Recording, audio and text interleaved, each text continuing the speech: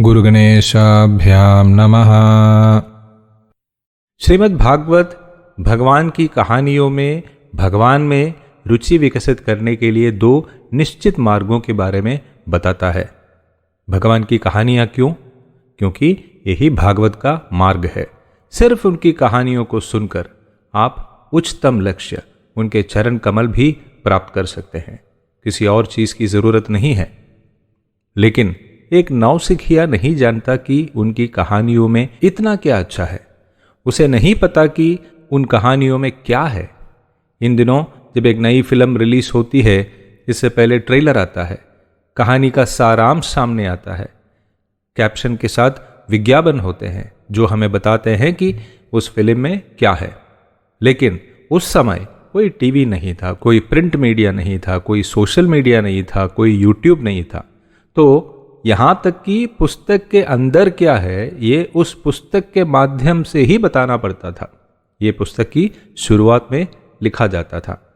लेकिन यहां सवाल ये है कि मुझे भगवान की कहानियों में कोई दिलचस्पी नहीं है, मैं क्या करूं? इसके लिए भागवत दो समाधान देता है। शुश्रूषोः श्रद्धाधानस्य वासुदेव कथा रुचि स्यान्महत् सेवया विप्राः पुण्यतीर्थ निषेवनात्। एक, तीर्थ यात्रा करें। दो, भगवान के भक्तों की सेवा करें। तीर्थ यात्रा पर क्यों जाएं? जब आप दिन प्रतिदिन के जीवन में उलझ जाते हैं तो समय निकालना मुश्किल होता है, तो दिनचर्या से दूर हो जाओ। दूसरी बात यह है कि वृंदावन और काशी जैसी जगहों पर साल भर प्रवचन होते हैं, साल भर कहानी सुनाई जाती है।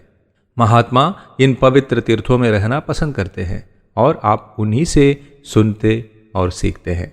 हमने देखा है कि भगवान अपने भक्तों के दिलों में रहते हैं। तो अगर आप भक्तों के साथ हैं तो आप भगवान के साथ हैं। यदि आप भक्तों की सेवा करते हैं तो आप भगवान की सेवा कर रहे हैं। जितना अधिक आप भक्तों के साथ रहते हैं, उनके साथ बातचीत करते हैं, उनके आचरण और व्यवहार का निरीक्षण करते हैं, आप स्वयं महसूस करेंगे कि भगवान के भक्त होने से उनमें कितना बड़ा परिवर्तन हुआ है। ये आपको प्रेरित करेगा। आप उनके व्यक्तिगत दिव्य अनुभवों को जान जाएंगे। ये आपको प्रेरित करेगा। ये आपको भगवान में रुचि लाएगा, भगवान की कहानियों को सुनने में रुचि लाएगा। इसका अर्थ है ज्ञानी लोगों द्वारा बताई गई भगवान की कहानियों को सुनने का मौका पाएं और भगवान के भक्तों के साथ अधिक से अधिक समय बिताएं। आप स्वाभाविक रूप से ही भगवान की कहानियों में रुचि विकसित करेंगे। हरि ओम।